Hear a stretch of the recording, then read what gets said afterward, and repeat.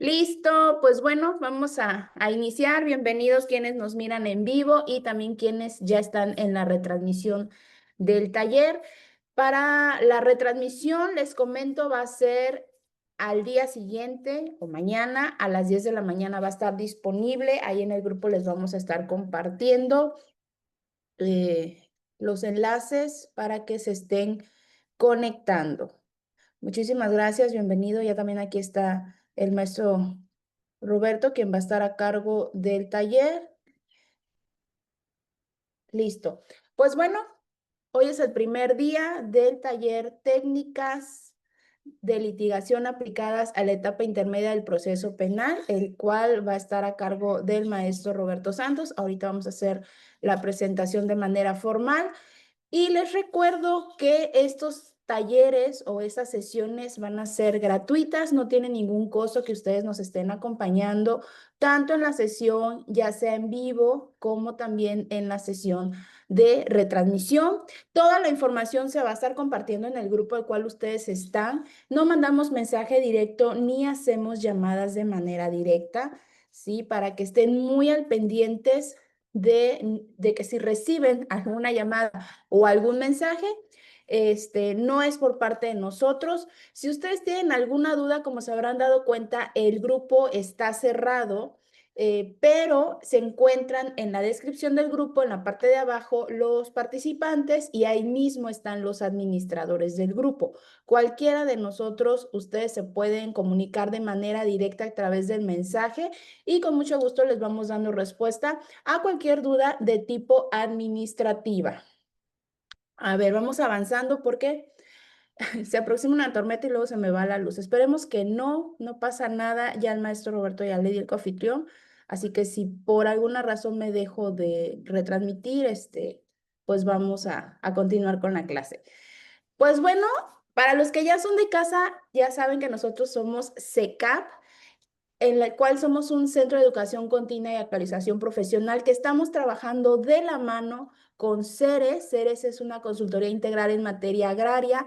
Ambos centros están trayendo estos talleres y próximamente también diplomados, el cual el maestro, el licenciado Roberto, va a dar uno de los diplomados, uno de los primeros diplomados que vamos a dar en este centro en el mes de octubre. Ahorita que inicie la sesión, yo ahí en el chat les voy a compartir el enlace para que estén muy al pendientes de los talleres y los diplomados. En la página de SECAP, ustedes van a poder encontrar los calendarios. Cada mes tratamos de poderles compartir y traer temas de diferentes áreas en el derecho. Ahorita también hemos metido temas en cuanto a psicología forense y tratamos de irnos expandiendo de acuerdo a las necesidades pues que van surgiendo y también a las peticiones que ustedes nos han ido haciendo. Ya hemos hecho una gran colaboración con diferentes ponentes para que esto pues se siga dando. Así que recuerden, en las páginas de Facebook nos van a encontrar como SECAP y también recuerden seguir a Ceres en su página de Facebook porque esto nos ayuda muchísimo a poder llegar a más personas. Yo creo que más de uno de ustedes encontraron esta información en las redes sociales. Nos encontramos en un mundo donde nos estamos dando a conocer o damos a conocer nuestros servicios a través de estas redes y por ello es importante que ustedes nos sigan, que compartan los calendarios, también que lo compartan de manera personal a algún otro colega que ustedes crean que esto les va a servir. Y pues bueno, para aquellas personas que han estado preguntando referente a la constancia, sí hay una constancia. Recuerden que los talleres o las clases son gratuitas, en vivo, en retransmisión. La constancia tiene un costo administrativo o un costo de recuperación, el cual es opcional para aquellas personas que la vayan a adquirir. Y también les agradecemos muchísimo esta aportación porque pues bueno, mantienen en pie este proyecto de talleres y diplomados gratuitos. La constancia cuenta con código QR y tiene un valor curricular de 12 horas. El costo es de 270 pesos mexicanos. Ahorita que finalice esta sesión, ahí en el grupo les vamos a hacer llegar la información detallada de los pasos a seguir y las formas de pago.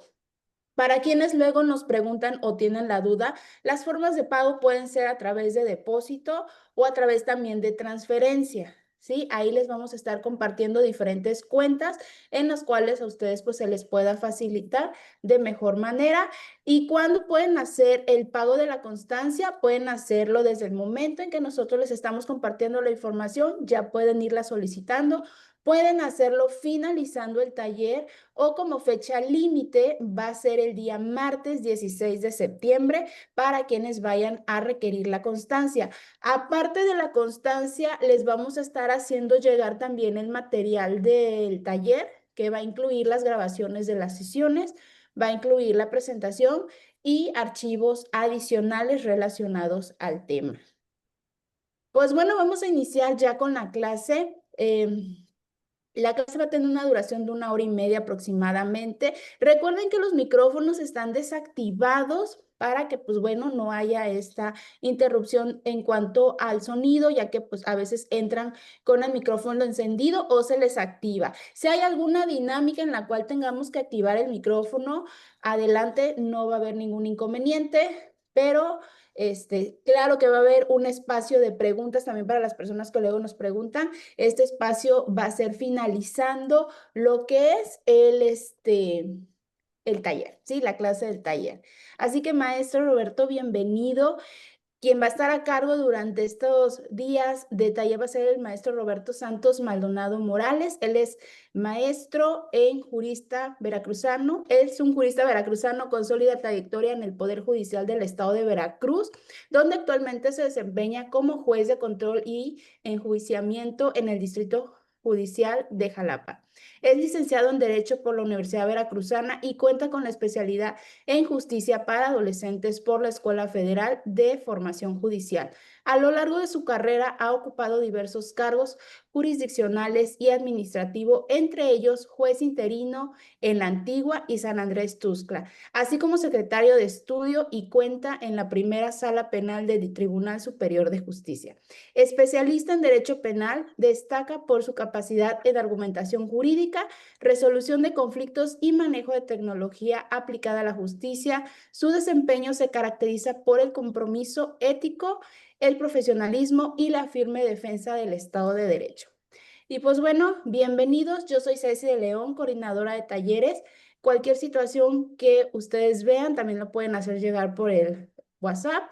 Aquí vamos a estar muy al pendientes. Maestro, bienvenido.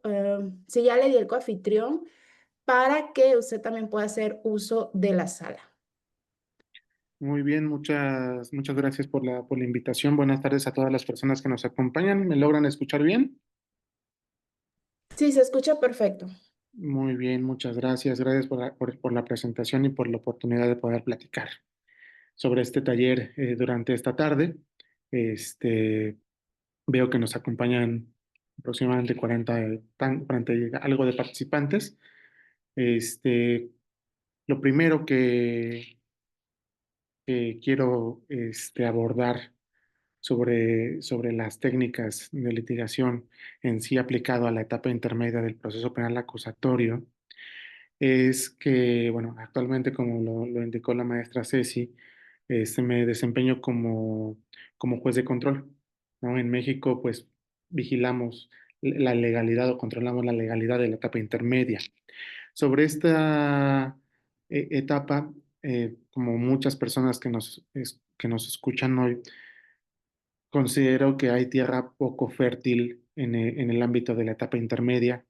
Si ustedes buscan en los precedentes federales, el Poder Judicial de la Federación, ha habido algunos criterios, algunas ejecutorias que hablan de la etapa intermedia, pero más relacionada con temas de violación a derechos fundamentales y juicios de amparo que se han promovido al respecto. A lo que quiero llegar es que tenemos infinidad de criterios en la tramitación escrita y oral de la etapa intermedia, lo vemos en la práctica. Muchos compañeros, compañeras que nos dedicamos a esto, hay veces que hay criterios divergentes, ¿no?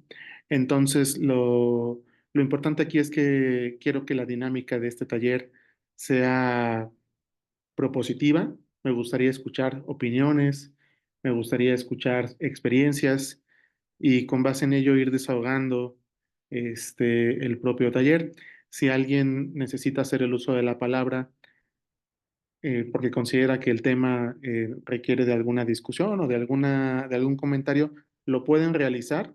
Este, no, no tengo ningún inconveniente con ello. Al finalizar, pues sí consideraría importante una sección de preguntas o comentarios y ahí podemos ir retroalimentando o nutriendo nuestras ideas. Muy bien. Ahora, en cuanto a este, la mecánica que me gustaría que se llevara a cabo, consta de 3 sesiones. Lamentablemente, el día de mañana, por una comisión que me acaban de informar de aquí del Poder Judicial de Veracruz, no voy a poder estar. Entonces, vamos a dividir la sesión o el taller en 2 sesiones, en la del día de hoy y en la del día del viernes, en el mismo horario. Lamentablemente, el día de mañana no voy a poder llevarlo a cabo, pero vamos a agotar todo el contenido del taller entre el día de hoy y el día del próximo viernes, el viernes 12. Primeramente, vamos a hablar de que como nuestra base es la etapa intermedia, hablemos de lo que es. Hablemos qué es nuestra etapa intermedia en el proceso penal acusatorio mexicano. Primeramente, es la segunda fase del proceso que tiene como finalidad principal la depuración del caso y la delimitación de la materia del juicio. Lo componemos en 2 etapas, que es la fase escrita. Esta a su vez se subdivide en algunos segmentos, que es la acusación, la coadyuvancia y la contestación, y la fase oral, que es la audiencia intermedia. El día de hoy vamos a hablar puntualmente de las generalidades de la etapa intermedia y de su fase escrita. Y en la siguiente sesión vamos a abordar el tema de las técnicas aplicadas en la audiencia intermedia, que es la fase oral.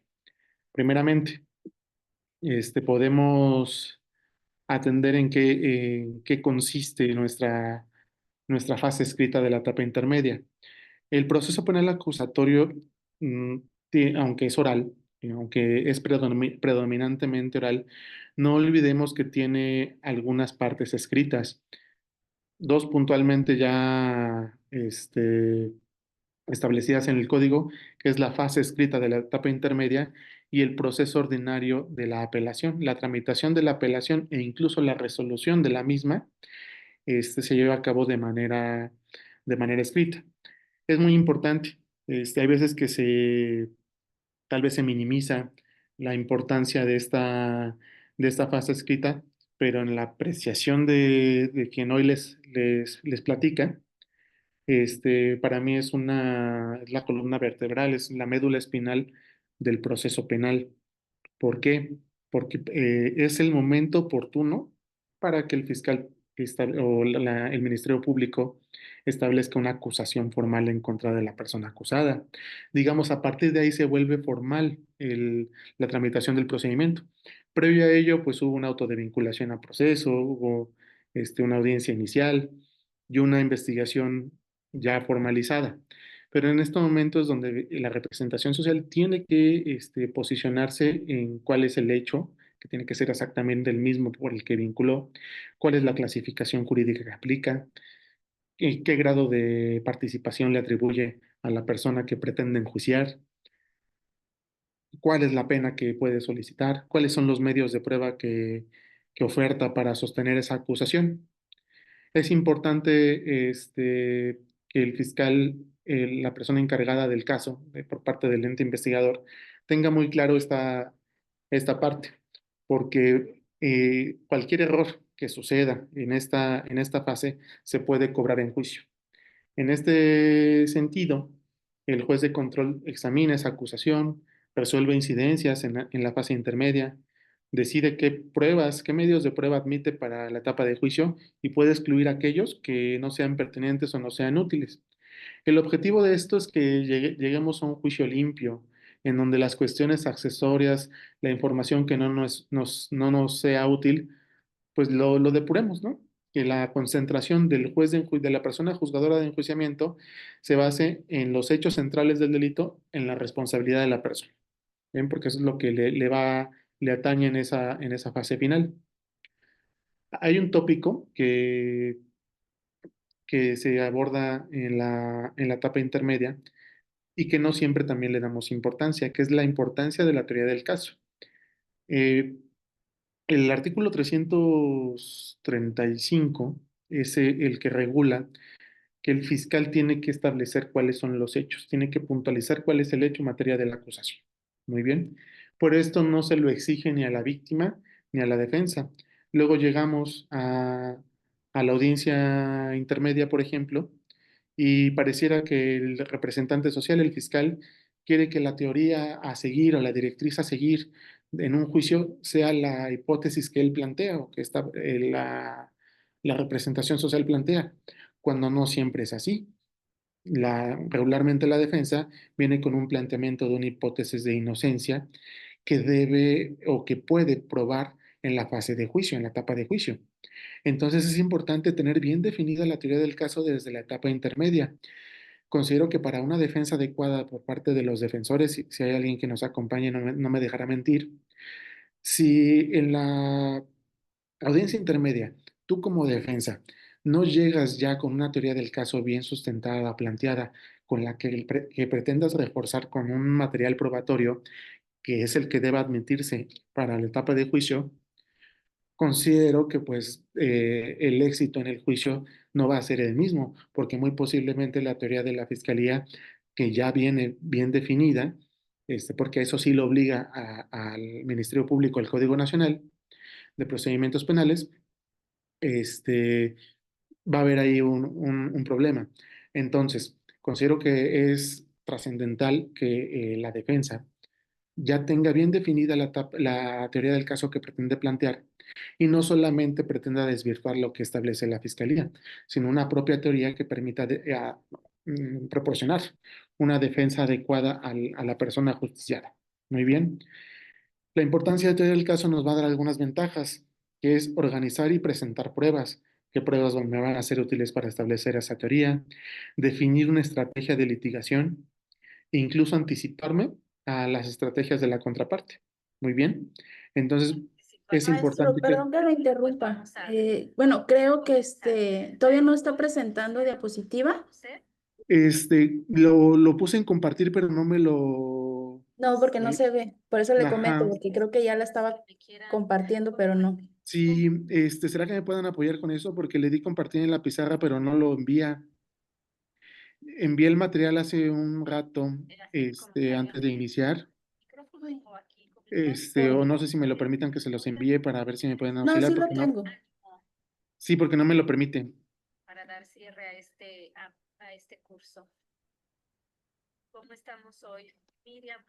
Sí, perfecto. Ok, bueno, cualquier situación, aquí vamos a estar y ya nada más me va diciendo siguiente. Sí, muchísimas gracias, maestra. Disculpe la incidencia, pensé que estaba compartida. Gracias. Bueno, aquí es el tema que platicábamos sobre la importancia de establecer una teoría del caso para la etapa intermedia. Nos va a pedir o nos va a permitir más bien organizar y presentar pruebas, definir una estrategia clara de litigación y anticiparnos a la estrategia de la contraparte. Sería arriesgado acudir a la etapa intermedia, ya sea como víctima o ya sea como defensa o imputado, si no traigo bien definida lo que es mi teoría del caso. Ahora, siguiente, por favor. Hablemos puntualmente de la fase escrita de la etapa intermedia. Esta se compone de tres partes, como lo hablábamos, el sistema es predominantemente oral, pero toda la fase escrita se lleva por escrito. Muy bien. ¿Qué pasa cuando termina la investigación complementaria? Después de que se dictó un auto de vinculación al proceso. La fiscalía tiene 15 días hábiles para acusar, presentar ante el juez una acusación conforme a los requisitos del artículo 335, en donde nos diga quién es el acusado, quién es la víctima, cuáles son los hechos, cuál es el delito, cuáles son las pruebas, cuáles son las penas que sugiere, en el caso de que sugiera algún decomiso y demás, y la reparación del daño. Muy bien, todo esto bien definido. El trámite es interesante para nosotros que estamos de este lado del órgano jurisdiccional. ¿Por qué? Y aquí viene una cuestión que pudiera estar hasta sujeta a múltiples interpretaciones. ¿Qué nos dice la fase escrita? Una vez que presentan el escrito de acusación la fiscalía, se tienen 3 días para que, bueno, se acuerda su admisión desde luego y se señala la audiencia intermedia que tiene que estar entre 20 y los siguientes 40 días hábiles. Muy bien. Este, Después viene el tema de que hay que correrle traslado, hay que notificarle, darle cuenta a la víctima y a su asesor jurídico dentro de los siguientes 3 días con esta acusación, porque también tienen una actuación importante en la etapa intermedia. ¿Por qué? Porque la víctima y su asesor pueden coadyuvar, pueden complementar la acusación. Si consideran que por alguna razón la fiscalía está siendo deficiente o le falta alguna prueba importante o incluso se equivocó en establecer algún nombre, algún hecho, algún vicio formal, para eso está el asesor jurídico de la víctima. Puede complementar y sugerir corrección de vicios formales de esa acusación dentro de los siguientes 3 días que le corrieron traslado con la misma. Después viene una actuación cuanto más importante, que es la actuación del procesado, de la persona ya vinculada a proceso, en donde tiene que contestar la acusación. Al defensor se le permiten y al imputado realizar correcciones formales en la audiencia, pero por escrito es muy importante que en ese momento, dentro de esos 10 días hábiles después de que le dan cuenta con esa acusación, debe ofertar pruebas si lo considera dentro de su estrategia adecuado. Esto soy enfático. ¿Por qué? Porque en algún momento me tocó ver algunos procesos penales, tanto en alzada como en primera instancia, que se tenía, digamos, una usanza en donde el imputado y su defensa se esperaban hasta la audiencia intermedia para ofrecer los elementos de prueba que pretenden que se admitan para el juicio. Y esto ya existen ahora precedentes federales donde nos dice que no es así. Y claro, si nos vamos a la propia interpretación hasta teológica del código, este, el momento procesal oportuno para que la defensa aporte elementos de prueba es cuando contesta su acusación, conforme al artículo 340 del Código Nacional de Procedimientos Penales. Si no lo ofrecen en ese momento, pues ya no habrá ningún momento posterior y puede acarrear consecuencias, digamos, irreparables para la siguiente etapa. Es entonces que, bueno, la fase escrita lleva una importancia elevada, además que sí requiere de cierta técnica. ¿Por qué? Porque también hay que ofertarlos, dentro del escrito de acusación, ofertas elementos de prueba. Por escrito tienes que convencer al juez de que algún elemento demostrativo que aportaste, algún testigo, algún perito, algún documento, es una prueba pertinente, es una prueba idónea, útil para que se esclarezca el hecho. Para la víctima es igual. Si considera que la acusación de la fiscalía aún no es completa, pues puede aportar dentro de su oportunidad por escrito elementos de prueba bien ofertados, establecer pertenencia, establecer por qué tiene una relación con el hecho y por qué le va a ser útil al juez de enjuiciamiento para resolver sobre la responsabilidad penal de una persona.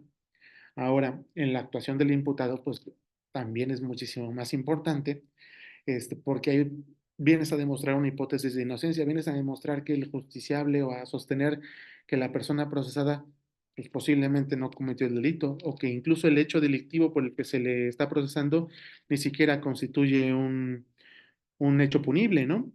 Entonces es muy importante la parte técnica que por escrito deba presentarse y deba actuarse. Como lo indiqué al principio, hay veces que se minimiza o que se le da muchísimo más importancia a la audiencia intermedia porque pues el sistema es oral y porque ahí se debate y se discute.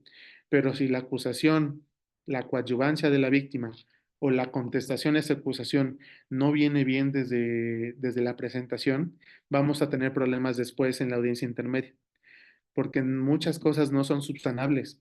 Lo único que nos permite el Código Nacional conforme el 338 y el 340 es subsanar vicios formales.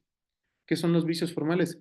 Faltas de ortografía, enunciación de algún nombre incorrecto, alguna denominación errónea, este, que se haya soslayado aportar datos de localización de algún testigo, tal vez, o se haya enunciado un elemento demostrativo de manera equivocada, ¿no? Pero lo que no puede subsanarse en la audiencia intermedia son cuestiones de fondo.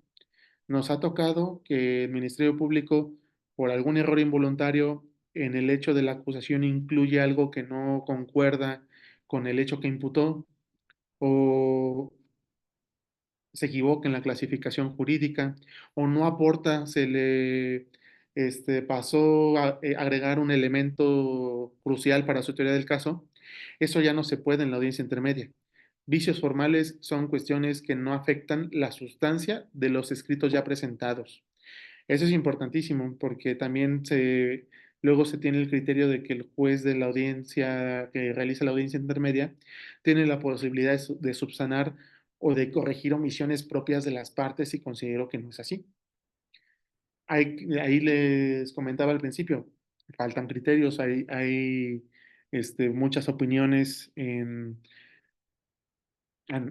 libros con algunos autores, pero en jurisprudencia, en ejecutorias, hay muy poca materia para poder dilucidar estas controversias. Por tanto, bueno, es importante que se comprenda bien esta fase. ¿Puede ser la siguiente diapositiva, por favor? Tenemos una parte que considero importante en los acuerdos probatorios.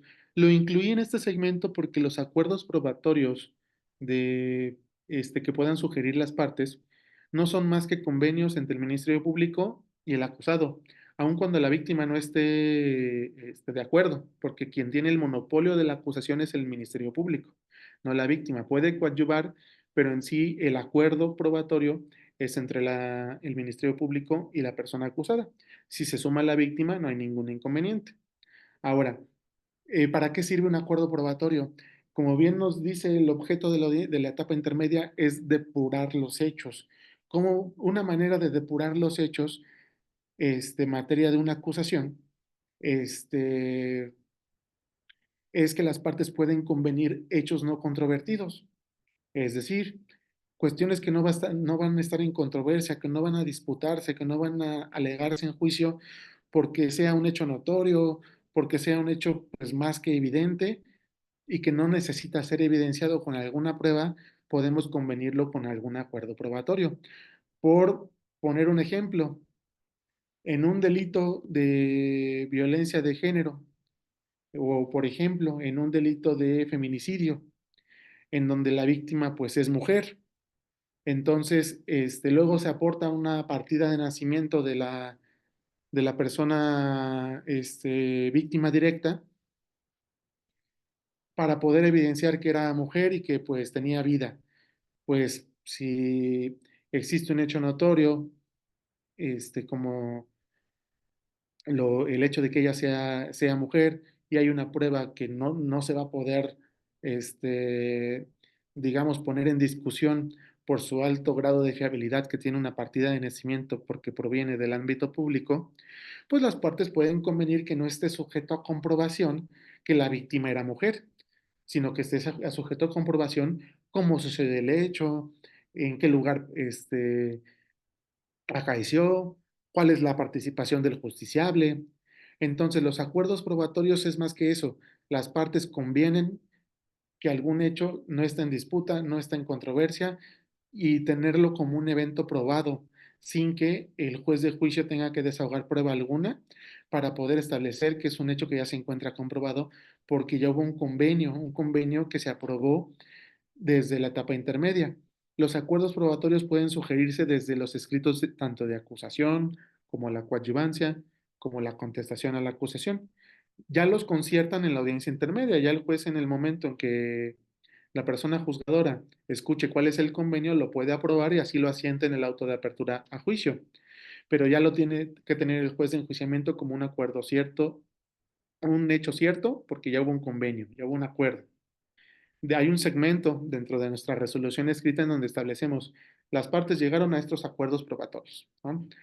Hay una parte aquí que también pocas veces se hace. En mi experiencia solamente me ha tocado un par de asuntos en donde se solicita el desahogo de una prueba anticipada en la etapa intermedia. Y también tiene que agregarse, por ejemplo, en la acusación, si en ese momento ya existe ese desahogo de prueba anticipada. La prueba anticipada, ¿qué es? Si consideramos que hay un testigo, por ejemplo, el Ministerio Público tiene un testigo importante para sostener su teoría, en el que considera que hay riesgo que ese testigo no se pueda presentar a la audiencia de juicio porque tenga alguna enfermedad grave, porque tenga alguna propuesta de irse a trabajar al extranjero, porque ha sido difícil localizarlo, alguna cuestión que pueda presentarse una contingencia insuperable en donde sea justificado que se desahogue anticipadamente y se sigue el mismo desahogo que para el juicio, en presencia de las partes y con las reglas de enjuiciamiento, pero ante el juez de control. Y se tiene que establecer que ya existe esa prueba desahogada para que el juez de enjuiciamiento lo valore. Muy bien. Siguiente diapositiva, por favor. Bueno, aquí era lo que les comentaba. Es la voluntad del Ministerio Público con el acusado sobre los acuerdos de ciertos hechos que no se van a someter a discusión. En delitos cometidos contra niños o en delitos de abusos a menores, también podemos llevar a ello. O sea, hay muchísimos acuerdos probatorios en donde, bueno, no se pone a discusión la calidad específica de niño, niña o adolescente de la persona agraviada. Por ello, ya no es necesario a lo mejor probarlo con algún documento en el juicio y las partes para ahorrarnos o para ahorrarse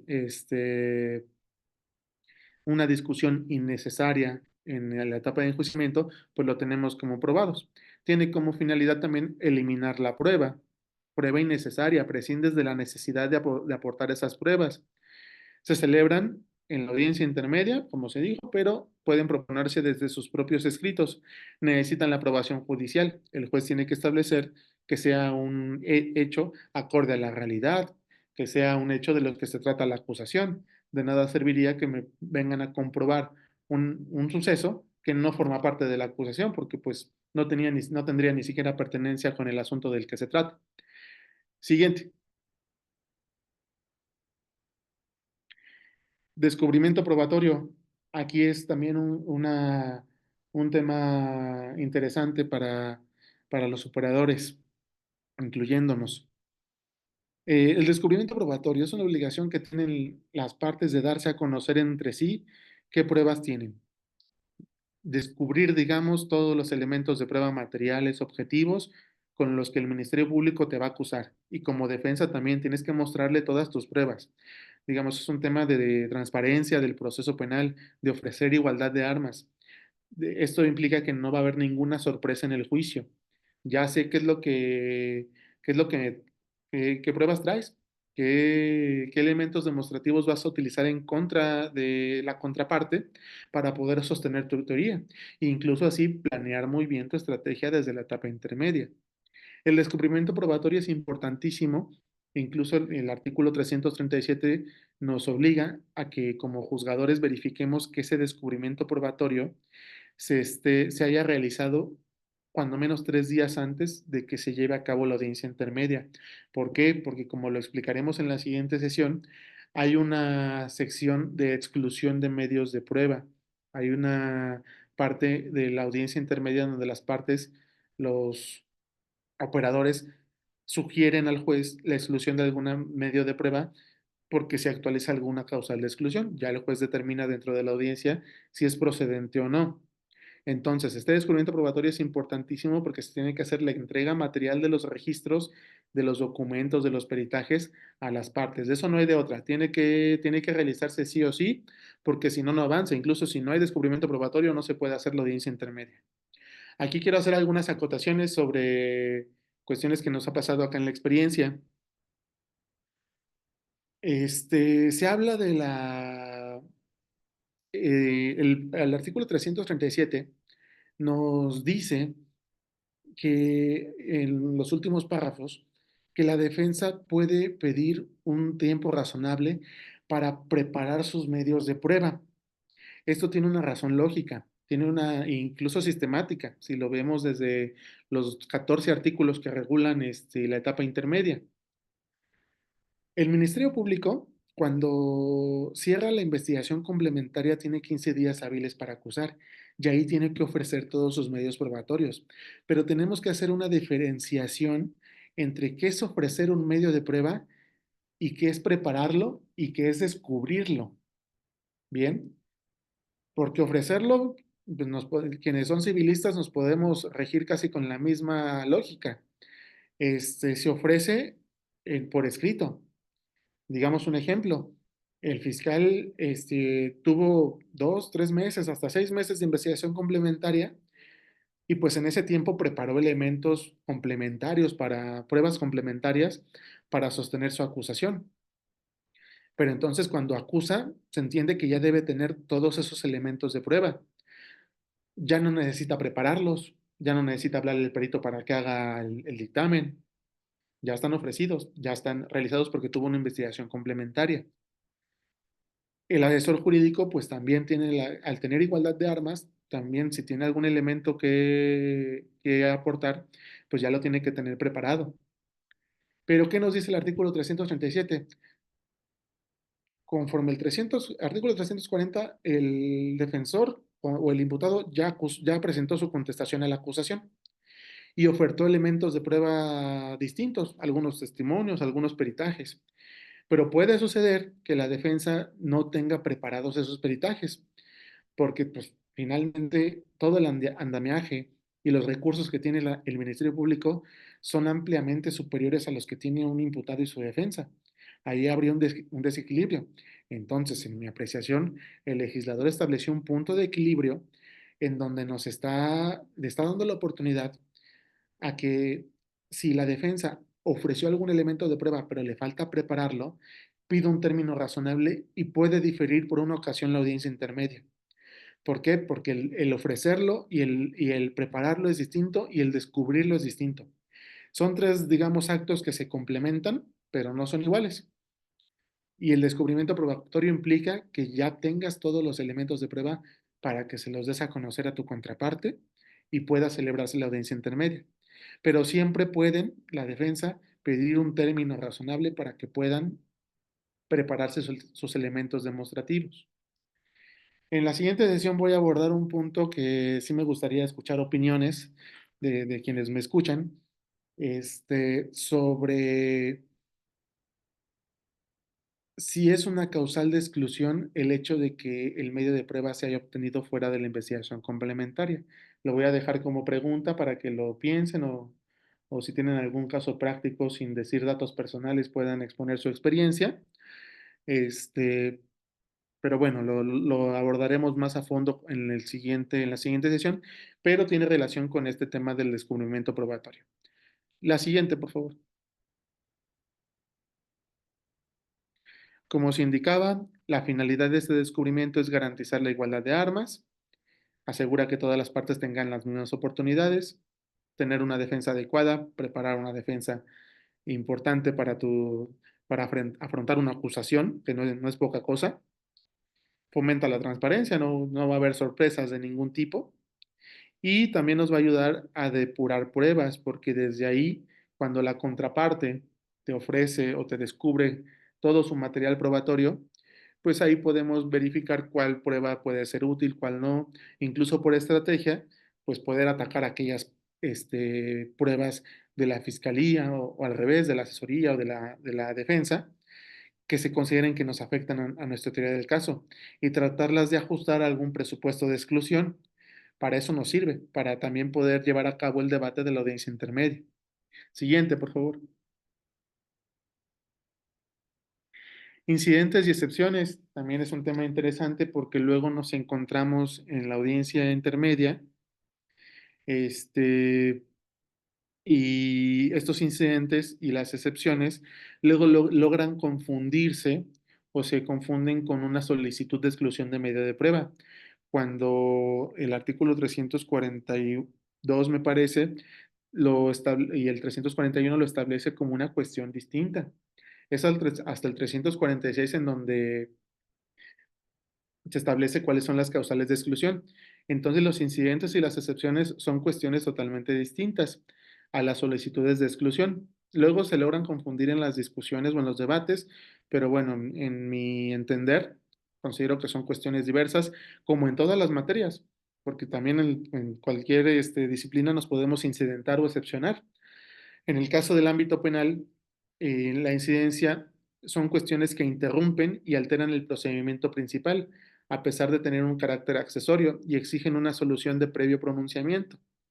Por ejemplo, la nulidad de un acto procesal o la falta de personalidad de alguno de los intervinientes. Solamente los puse como ejemplo, porque luego sucede que se plantea un incidente, puede ser por escrito o hasta la audiencia intermedia también, por eso lo incluí en esta parte en donde se requiere de que se resuelva una incidencia para poder continuar con la fase intermedia.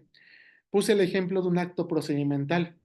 Del artículo 97 al 101 del Código Nacional se establece la nulidad de actos procedimentales y también luego nos confundimos en que se trata de que esa sección o con base en esa fundamentación podemos solicitarle al juez la exclusión de un medio de prueba o la nulidad de una prueba porque violó derechos fundamentales, no sé, pero no es así. Lo que establece del artículo 97 al 101 son la nulidad de actos procedimentales porque hayan violado algún derecho sustantivo. Por ejemplo, luego en el trámite procedimental, por algún error involuntario no se notificó bien a la víctima o no se le llamó a todos los involucrados a la fase intermedia. Este, no hubo comunicación procesal con alguno de las partes procesales y se siguió con ese vicio y llegamos hasta la audiencia intermedia. Entonces, pues en la vía incidental, alguien que detecte esta circunstancia, alguno de los operadores, puede solicitar que se nulifique el acto procedimental, porque el acto procedimental es todo aquello que nace en el seno del órgano jurisdiccional, algún acuerdo en el que el juez haya soslayado alguna cuestión de forma, en donde se le haya pasado, como se indicó, notificar a alguien, o se haya incurrido en algún vicio que de alguna manera sí esté incidiendo en alguna afectación a algún derecho y desde luego hay que incidentarse para que se exija la solución previa de esa cuestión y proseguir con la tramitación de la etapa intermedia.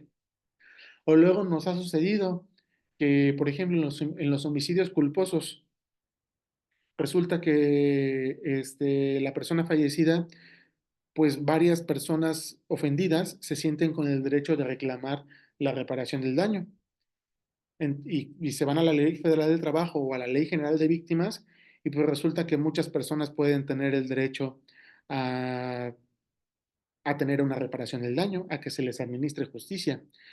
Entonces, ¿qué sucede? Si el Ministerio Público no detectó esta circunstancia y para el Ministerio Público solamente a una persona le recae el carácter de víctima, pues muchas veces las personas que no fueron llamados pueden incidentarse o o incluso la defensa podría pedir el incidente de reconocimiento de personalidad.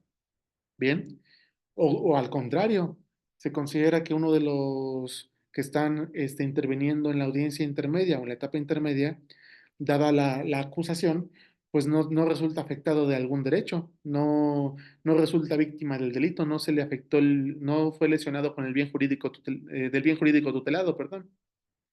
Entonces, todo esto pues son incidencias que deben resolverse previo a la etapa intermedia, porque, digo, a la audiencia intermedia, porque una vez que la persona juzgadora ya dicta el auto de apertura judicial, ya no hay vuelta atrás, ya no podemos hacer nada porque solamente son apelables tanto la exclusión de elementos de prueba como la admisión, ¿no?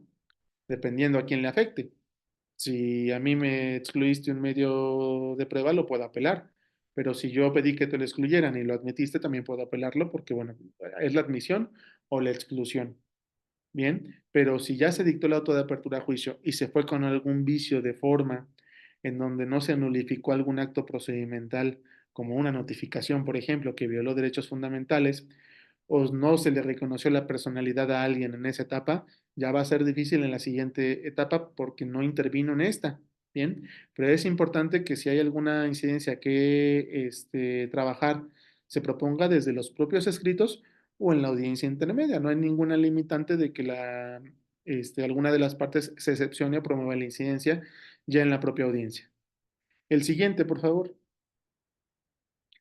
La excepción también es distinta a la incidencia y a la solicitud de exclusión. La excepción regularmente son cuestiones de defensa. La víctima difícilmente se va a excepcionar. Entonces, bueno, son actos planteados, son actos de defensa que sirven regularmente para oponerse a la persecución penal y buscan evitar un juicio oral, ¿no? Pueden plantearse excepciones por incompetencia, toda vez que se estima que el tribunal de enjuiciamiento al que se va a enviar el auto de apertura pues no es el competente. Litispendencia, un asunto idéntico o por los mismos hechos que está siendo procesado en otro juzgado y que tenga que incluso que esperarse a resolver, a esperar a ver qué resuelven en el otro proceso para ver qué hacemos en este, ¿bien? O incluso solicitar la acumulación, ¿no? Que también está permitido. También podemos establecer una excepción de cosa juzgada, de que el hecho sometido o que quiere someterse a un juicio ya fue resuelto y que no pueda ser juzgado nuevamente. E incluso, por ejemplo, también puede excepcionarse por falta de presupuestos de procedibilidad que no cumplan con las condiciones legales para iniciarse un proceso. Por poner un ejemplo, aquí en Veracruz, el delito de daños a cualquier cosa, a cosa mueble, cosa inmueble, es un delito de corte patrimonial, pero que requiere de un requisito de procedibilidad, que es la querella.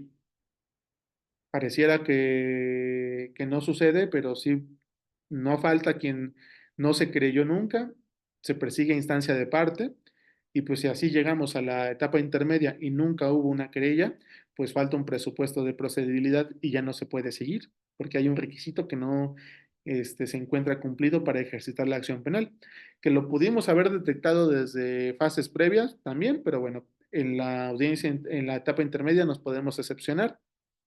También hay excepciones por causas extintivas de la responsabilidad. Por ejemplo, que el delito esté prescrito o que el justiciable haya fallecido durante la tramitación del proceso. También podremos establecer, por ejemplo, en estos delitos querellables, que ya existe un perdón y pues nos excepcionamos, pedimos la extinción y se sobresee la causa en esta vía.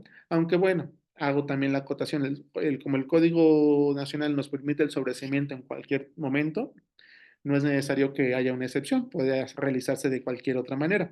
En el tema del sobreseimiento, en el tema de una prescripción, considero que sí es válido excepcionarse en esta etapa, aunque tiene un orden preferente que también pudo haberse analizado de manera previa. Bien, pero esas son las excepciones a las que nos podemos remitir cuando en la etapa intermedia el código nos habla de incidencias o en este caso de excepciones. Muy bien. Siguiente, por favor.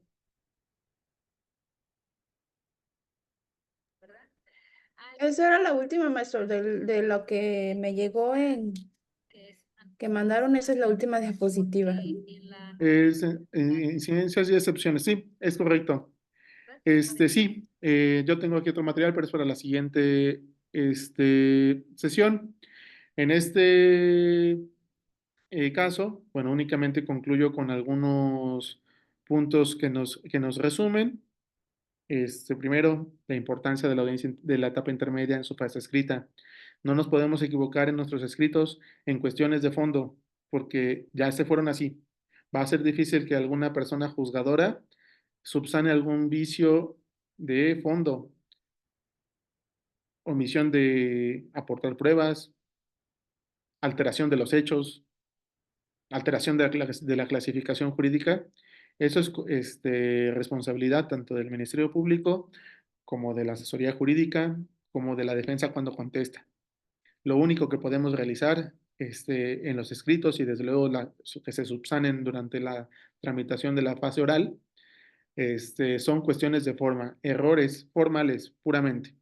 Bien. Partes importantes de la etapa intermedia en la sección escrita, solicitudes de acuerdos probatorios y el descubrimiento probatorio antes de la fase oral. Es necesario que nos demos a conocer cuáles son las pruebas con las que contamos para que en la etapa intermedia no tengamos este choque o se realicen diferimientos innecesarios.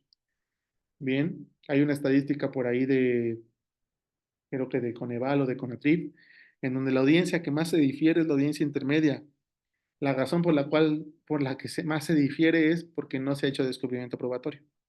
Bien, es importante que se realice, importante que la defensa tiene la posibilidad de ofrecer, pero se dividen en varios momentos: ofrecimiento, preparación y descubrimiento. Bien, una cosa es ofrecer, otro acto es de preparar y otro acto es descubrir. La defensa tiene la posibilidad de que si necesita más tiempo puede preparar sus elementos de prueba para poder acudir sin mayor contratiempo a la audiencia intermedia o la fase oral de la etapa intermedia. No debemos confundir las excepciones ni las incidencias con las solicitudes de exclusión. Lo podemos plantear desde los escritos o bien en la audiencia intermedia porque no nos establece ninguna limitante en nuestro Código Nacional de Procedimientos Penales. Y para concluir, como lo indiqué, hay tierra poco fértil en esta etapa. Hay muchísimos precedentes federales en la fase de control. En la fase de enjuiciamiento, cada viernes ha habido nuevos temas, nuevos tópicos que tomar. Poder Judicial Federal ha sido muy proactivo en las ejecutorias que se generan para dilucidar algunas controversias de las múltiples lagunas que desde luego tiene el Código Nacional. Muchas bondades también, pero bueno, hay algunas lagunas que no se han podido solucionar hasta que llegan estas ejecutorias. Entonces, en etapa intermedia tenemos todavía ahí una parte importante que desarrollar porque hay múltiples criterios de todo esto que estamos platicando y de esto no tanto. Van a ver que en la siguiente sesión respecto de la fase oral, ahí sí hay discusión y hay debate de muchas cosas que me gustaría también escucharles. En ese sentido, quisiera que tomaran el uso de la palabra, quien lo desee, para algún comentario o alguna duda.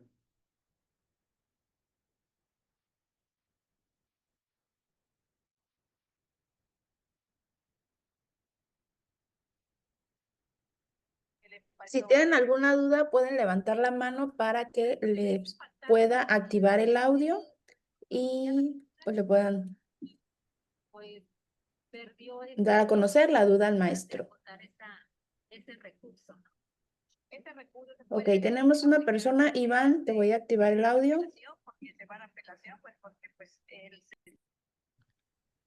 Gracias. Hola Iván, buena tarde, a tus órdenes. Hola, buenas tardes, maestro. Yo tengo una duda respecto a el tema de plantear por parte de la defensa una reclasificación jurídica en audiencia intermedia. ¿Sería posible y si sería por medio de una excepción? Sí, considero que sí, porque considero que sería una incidencia, porque la excepción regularmente tiende a evitar la persecución penal, tiende a acabar ahí con el proceso o al menos suspenderlo si existe una litispendiencia. Sería más en una incidencia respecto de que se considera que el Ministerio Público al momento que está acusando, que aunque tiene el monopolio de la acusación, no está siendo exacto, no está siguiendo el principio de especialidad de materia penal derivado de la legalidad o incluso violentando el tema de seguridad jurídica porque considera que se actualiza, por citarte un ejemplo, una tentativa de homicidio en grado de tentativa cuando pueden ser unas lesiones calificadas, ¿no? Entonces, sí, es válido incidentarse, lo he escuchado en algunas audiencias, la incidencia sobre una clasificación jurídica incorrecta empleada por el ente que acusa. Ahí lo complicado es que volvemos al inicio, de que el Ministerio Público tiene el monopolio de la acusación. Entonces difícilmente va a poder variar la clasificación jurídica que él considera adecuada. Esto tiene una consecuencia positiva para la defensa, porque, pues bueno, ya digamos que se va con esa anomalía a la etapa de juicio, porque finalmente el juez, como no tiene el imperio sobre la acusación, escapa de la esfera competencial del órgano jurisdiccional, no podría resolverle a la defensa o resolver que el fiscal tenga que establecer una adecuación jurídica distinta, dado que, como se indicó, le es exclusiva facultad del Ministerio Público acusar y le corresponde a ellos. Lo pueden sugerir en una incidencia así. Lo benéfico de esto es que, bueno, si el fiscal considera que aún así se establece un delito distinto o el delito por el que está acusando, cuando llegue al juicio, tiene la oportunidad en los alegatos iniciales o en los alegatos de clausura de reclasificar. Pero si no lo hace, pues el juez no puede condenar por algún delito por el que no se acusó, aunque sí exista un delito. Entonces tendría que absolver al justiciable. Yéndonos en este ejemplo de la tentativa de homicidio en grado de tentativa. ¿Cuál es uno de los elementos torales para acreditar una tentativa? Por ejemplo, la fuerza tercera que impidió la ejecución del acto, ¿bien? Para que sea tentativa punible. Pero si nunca existió esa acción tercera que impidió que el activo lograra cometer el homicidio, y pues solamente fueron unas lesiones o él mismo se desistió, pero pensemos que el representante social sigue en su postura de que es homicidio, muy seguramente en el juicio pues no van a acreditar un grado de tentativa, van a acreditar unas lesiones y el juez no podría condenar en el juicio por lesiones a menos que haya una solicitud del Ministerio Público en alegaciones iniciales o finales para reclasificar el delito en una nueva adecuación, ¿no? Entonces, bueno, sí se puede, sí lo he visto que se ha realizado, pero difícilmente lo podemos resolver nosotros en la incidencia, porque sí tuve un caso en donde la fiscalía reconoció el error y dijo, sí, estoy en un error de la investigación complementaria, advertí que se trata de un evento delictivo, pero acusé por el que se vinculó.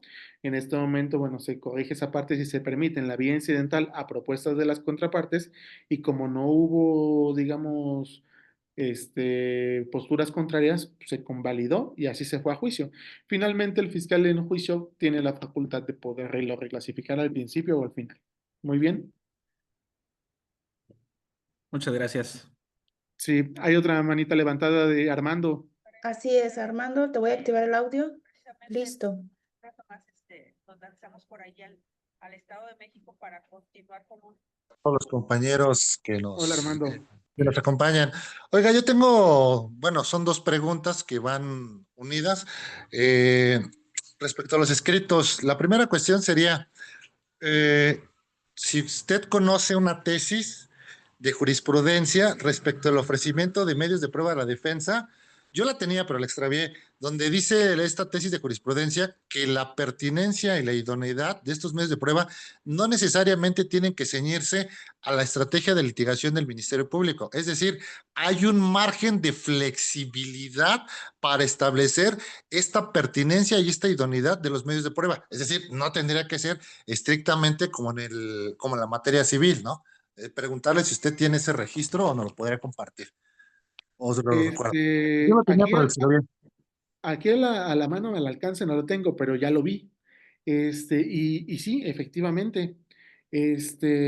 Hace ratito que hablaba sobre el tema de la importancia de la teoría del caso, este, muchas veces me ha tocado en algunas audiencias en donde la representación social dice, no, pues sabes qué, necesito o considero que hay una causal de exclusión porque son impertinentes las pruebas de la defensa, porque no tiene nada que ver con mi hecho con el que yo estoy acusando, ¿no?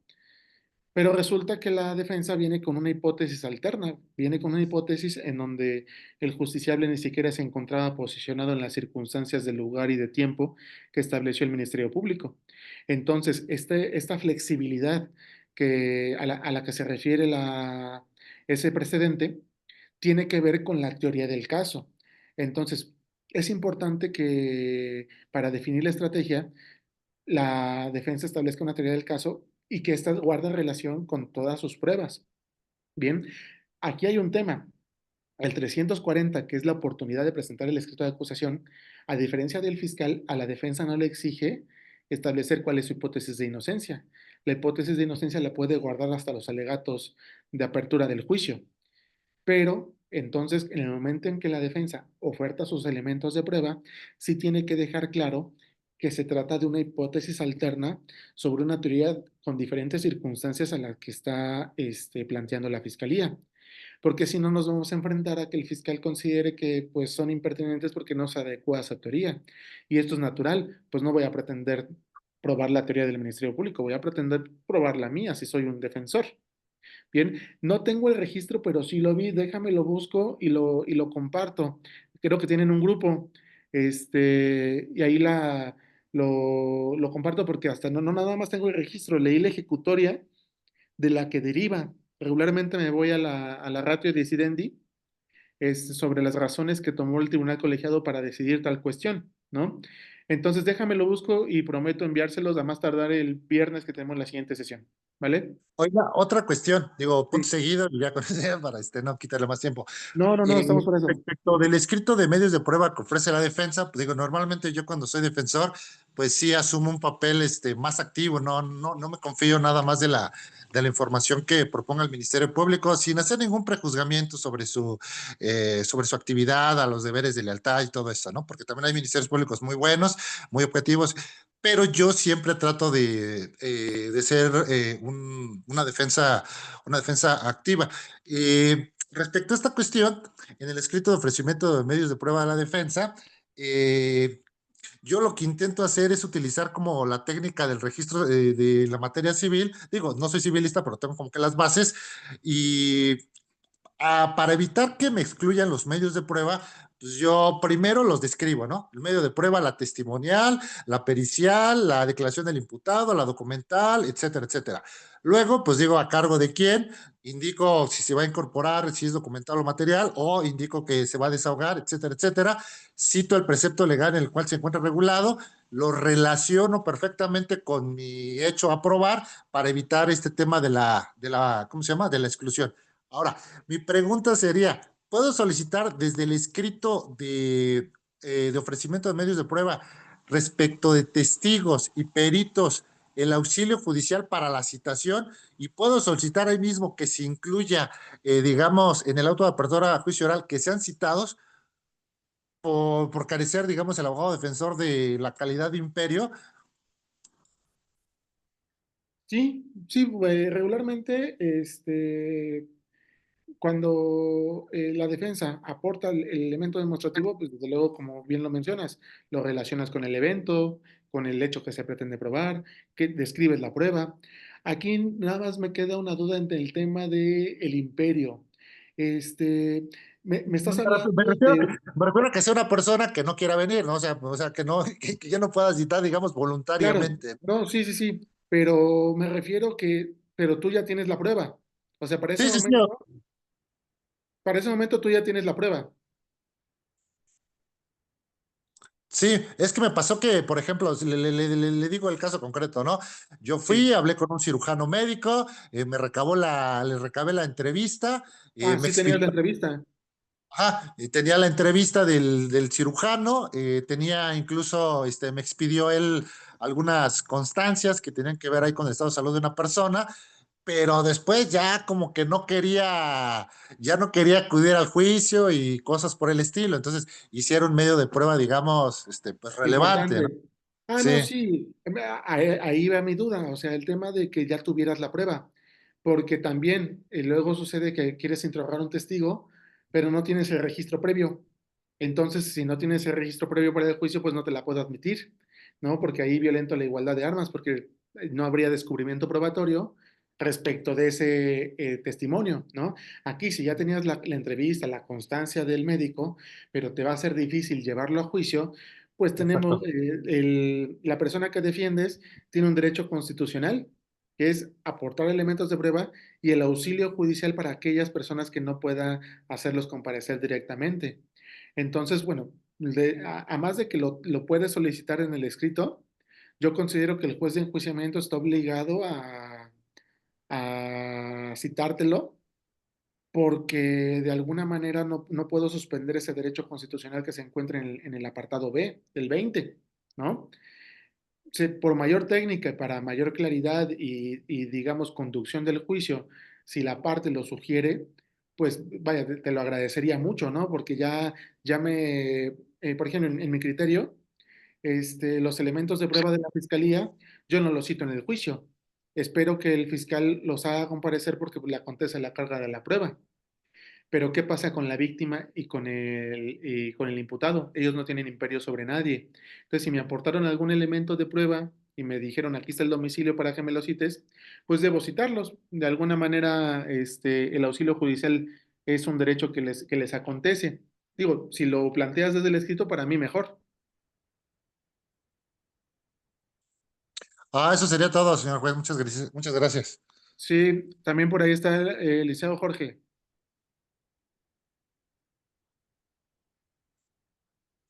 Sí, gracias, maestro. Muy buenas tardes. Buenas tardes, a tus Una órdenes. pregunta, disculpe. Gracias, una pregunta. En el supuesto de que el escrito de contestación a la acusación y en el cual se establecen los medios de prueba a ofertar es recepcionado fuera de término, en este caso, ¿hay algún recurso para el inculpado? No, no, no, no. Ahí, como tal, no hay siempre se puede pedir, porque finalmente el juez de control te lo va a tener como no presentado. No presentado. Está fuera de término. Puedes solicitar la revocación en términos del 465 y establecer tal vez alguna causal que te justifique o alguna solicitud de reposición del plazo por alguna falta de notificación, alguna estrategia de litigación que puedas establecer ahí. Te pongo un ejemplo. Muchas veces el código nos maneja que son 5 sujetos procesales en términos del artículo 105, ¿no?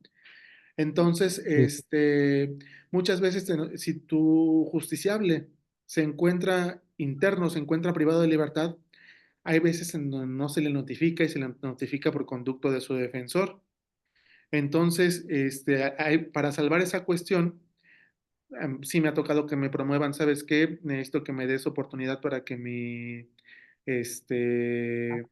acusado pues pueda contestar la acusación porque no se le notificó a él personalmente y tiene un derecho, y por ahí lo podría salvar, ¿no?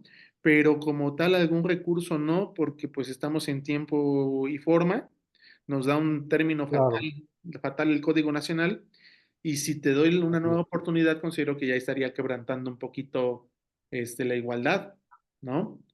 claro, Entonces no así habría un es. recurso para ello, pero pues por ahí hay algunas estrategias, como el tema de que hay veces que se soslaya notificar a la persona privada de libertad porque pues está en un cerezo distinto o porque parece más sencillo notificar al defensor y pues ahí se va convalidando la actuación, pero pues por ahí pudieras establecer alguna estrategia para que tuvieras esa oportunidad, porque es bien importante. Ya si no en el juicio, ¿qué vas a hacer? Pues sí, que queda sin elementos de Sí. defensa. Muy bien. No, pues, doctor, gracias, muy amable. Era la pregunta. Sí, no, no es de qué. ¿Hay alguna otra pregunta, comentario en sus experiencias que me pueden contar de la etapa intermedia?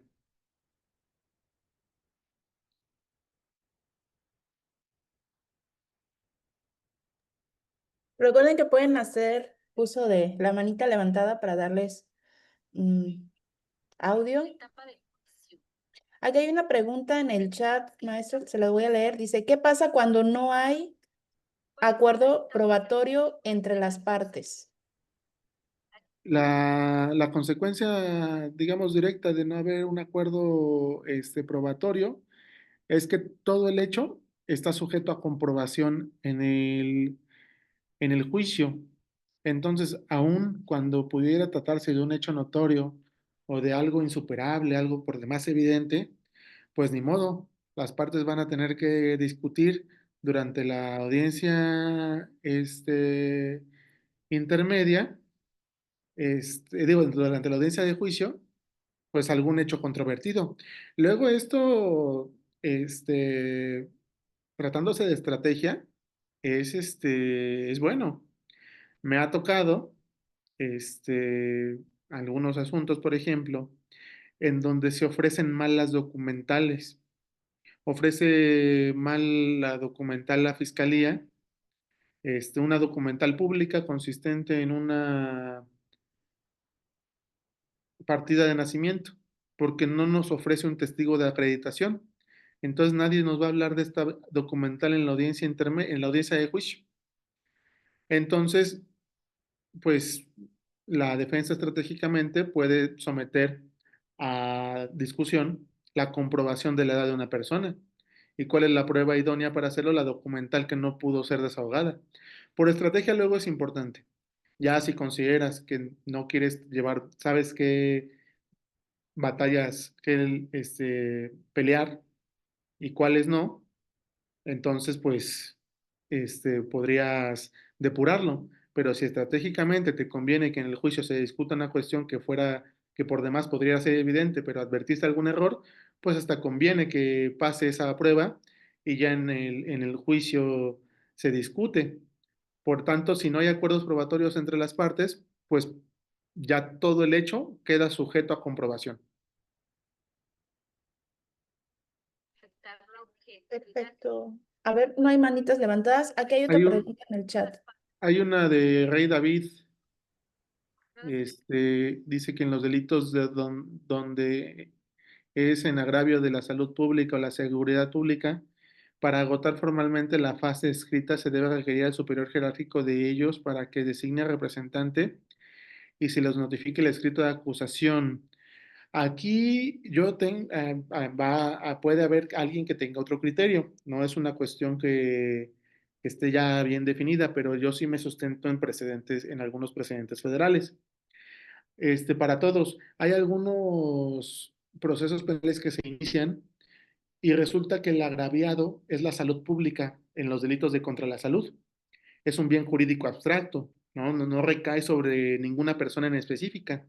El hecho de que alguien traiga droga no resulta afectado una persona particular o una empresa, resulta afectada, digamos, la sociedad, ¿no?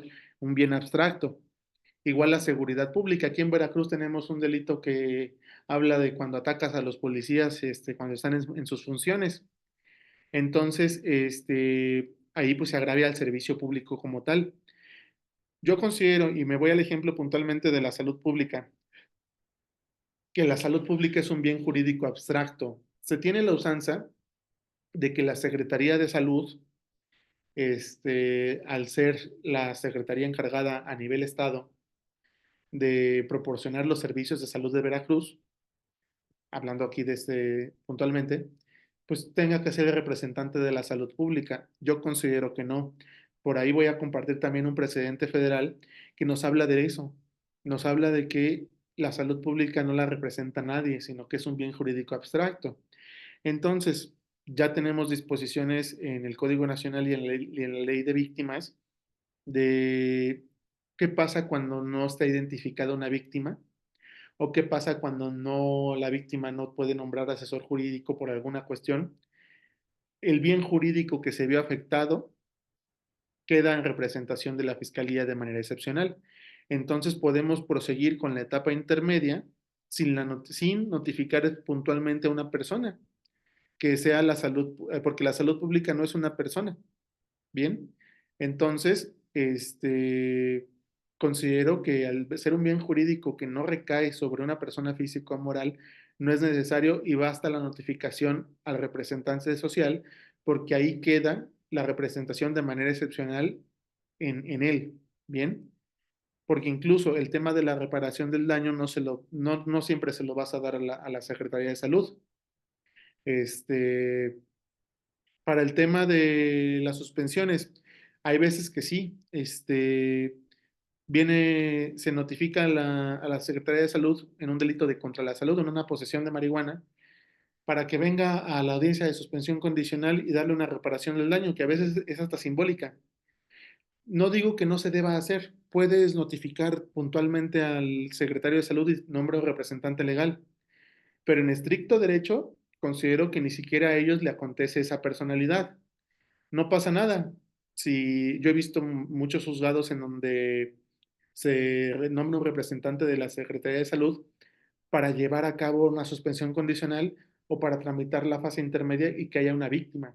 Pero como tal, considero que no le recae el carácter de víctima. Se puede hacer, sí, porque brindan un servicio y de manera simbólica puede haber una reparación del daño para, para la institución de la Secretaría de Salud, pero no es obligatorio, ¿eh? Considero que ya hay un criterio que les voy a compartir que nos habla sobre qué es un bien jurídico abstracto y que no hay una víctima directa. Bien, entonces, si no tienes víctima directa, de manera excepcional, la representación recae en el Ministerio Público. Me ha pasado, por ejemplo, que en los juicios de amparo, donde el bien jurídico tutelado es el servicio público o la seguridad pública, en el juicio de amparo regularmente llaman al tercero interesado, pero pues como no hay tercero interesado, resuelven el instancial allá en el federal y no pasa nada. Creo que ellos también tienen por ahí ese criterio. Espero haber dado respuesta ahí a la pregunta de Rey David y de José. Hay una diversa pregunta, maestra, que es la de Gandhi Álvarez, que es tratándose de un delito de violación de una adolescente en donde ella reconoce que no fue violación. No obstante, de haber precluido el término de la investigación en esta etapa intermedia, puede reconocer la inocencia o bien por un delito diferente, estupro, por ejemplo. Entiendo que en este caso que me planteas hubo una fase inicial y en esa fase inicial se le vincula a proceso a una persona, pero después ella reconoce que no fue abusada sexualmente, pero ya terminó la investigación complementaria, ¿no? Aquí para contestar esta pregunta, porque pudiera tener varias salidas, tenemos que hacer una diferenciación. La investigación, ¿a quién le corresponde? Exclusivamente al Ministerio Público. Aunque el Código Nacional nos habla de que la investigación complementaria y el plazo de puede servir para todas las partes y todas las partes lo pueden solicitar, pues finalmente los actos de investigación son de una sola parte procesal, que son del Ministerio Público. Entonces, aunque ya haya concluido la investigación, siempre está el término, o sea, terminó para el fiscal, ¿bien? Pero la víctima, que es ella, siempre en su escrito de contestación o de coadyuvancia a la acusación, puede establecer una entrevista adicional en donde diga que pues no pasó, ¿no? O incluso la defensa, si tiene contacto con los representantes del adolescente y pues hay alguna entrevista que quiera ofertar para que ella diga que no sucedió esta cuestión, lo puede hacer. Hay un momento para ofertar, ¿bien? Entonces, y es ya cerrada la investigación. O sea, no importa si ya fue cerrada, tanto la víctima a través de su asesor o el imputado con su defensor pueden aportar este elemento, aunque ya haya terminado la investigación, de la investigación del Ministerio Público. Entonces, me preguntas, ¿en esta etapa intermedia pudiera reconocerse la inocencia o bien establecer un delito diferente?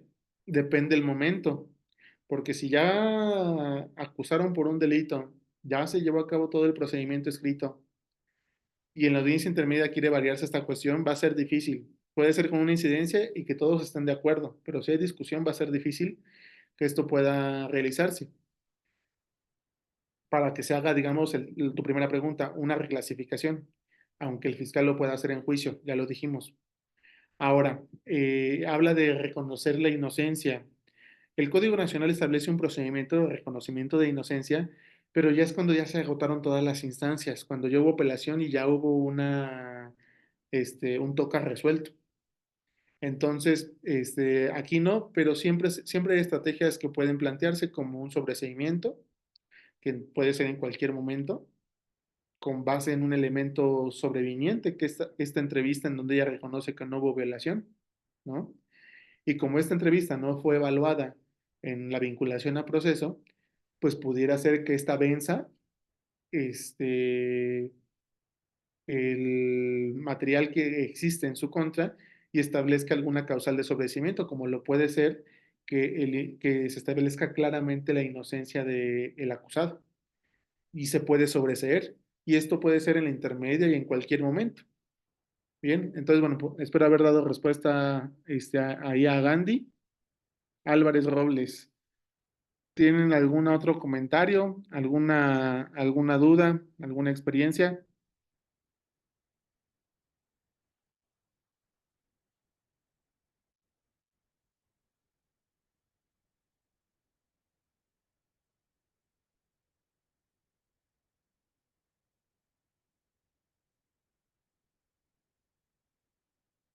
¿Todo bien?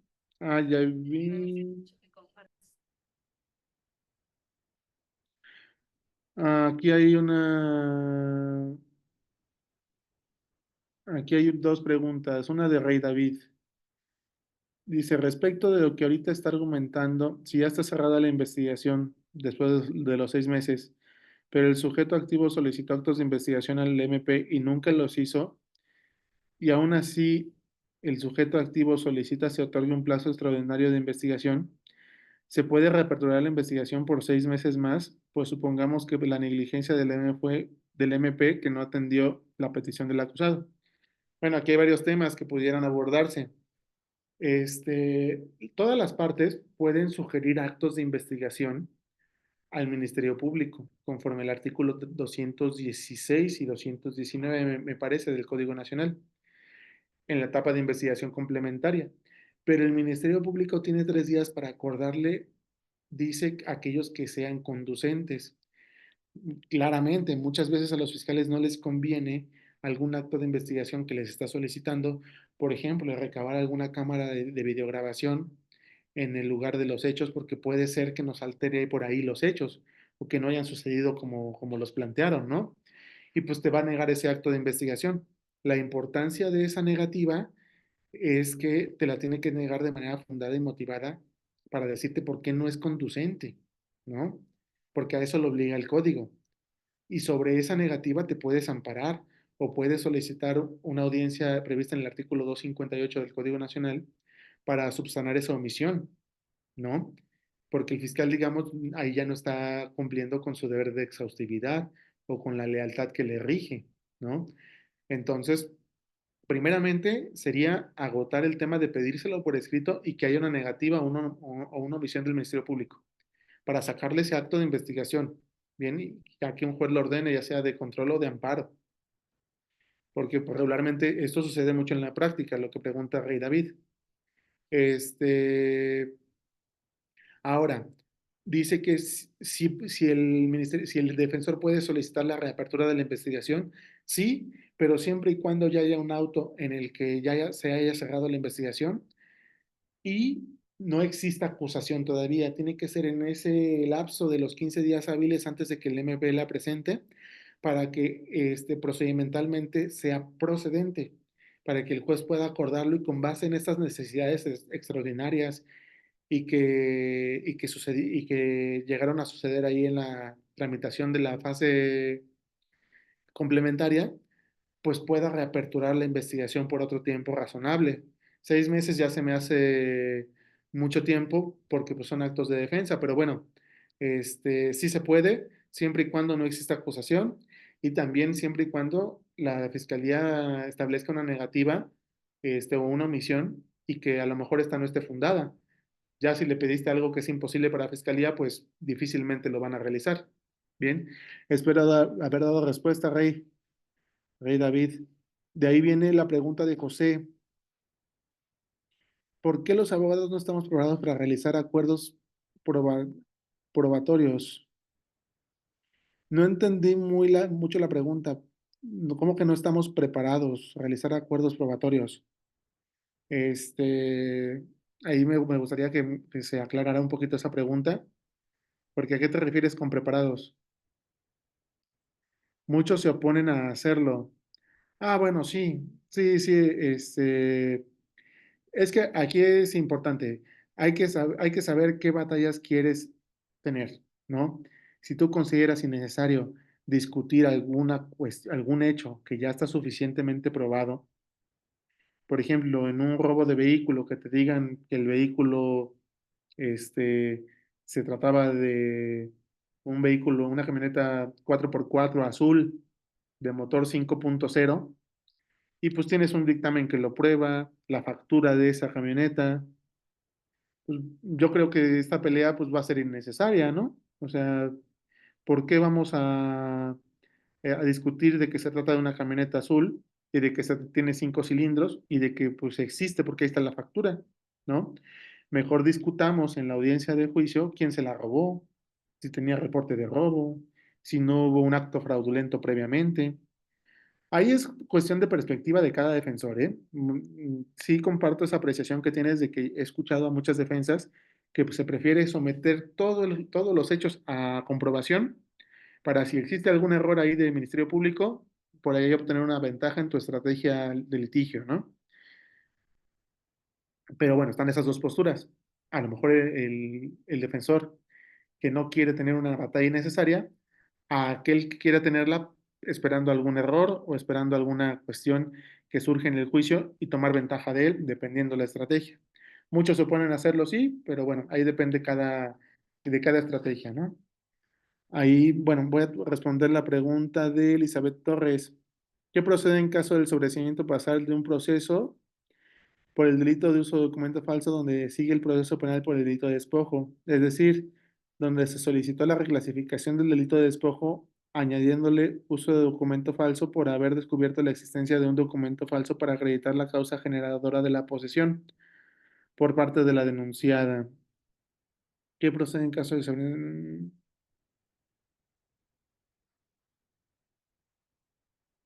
Sí, ya entendí. Pues de entrada entiendo que había un despojo, ¿no? Había un despojo al inicio y después viene el tema de que además la posesión viene por un documento falso. Pues sí te pueden sobreseer parcialmente el proceso, pero ni depende de en qué momento lo plantees. Acordémonos que el sobreseimiento procede desde que existe una imputación hasta que pues, se dicte sentencia. Incluso en el juicio se puede actualizar una causal de sobreseimiento. Entonces, si se sobresee parcialmente por un delito, pues se continúa por el otro, ¿no? O sea, el planteamiento tendría que ser o total o parcial. Si fue parcial, pues deben continuarse las acusaciones respecto de uno de ellos. También sucede mucho que en el mismo evento delictivo, viene un concurso, ¿no? A lo mejor fue un delito de robo con posesión de narcótico, pero resulta que el tema de la posesión del narcótico, alcanza una suspensión y se van a la salida alterna y es procedente. Y entonces el proceso principal para la etapa de juicio solamente se sigue por el robo. Bien, tuve un asunto en donde eran múltiples coches robados en un solo hecho, pero varias de las personas, como fue sin violencia, se llevaron a cabo un acuerdo reparatorio con las personas acusadas. Los que no llegaron a acuerdo reparatorio no se sobreseyeron con motivo del acuerdo, reparatorio, perdón, y todos llegaron a juicio. Digo, los demás llegaron a juicio.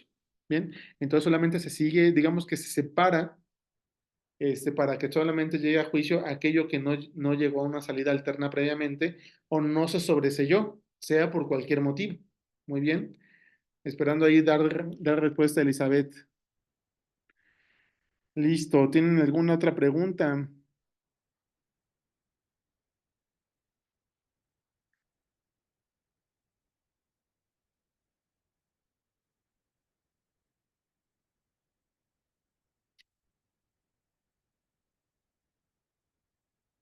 Bien, creo que al parecer no. De todas maneras, bueno, les agradezco sus participaciones, sus comentarios, nos nutren a todos, sobre todo cuando se habla de esta etapa.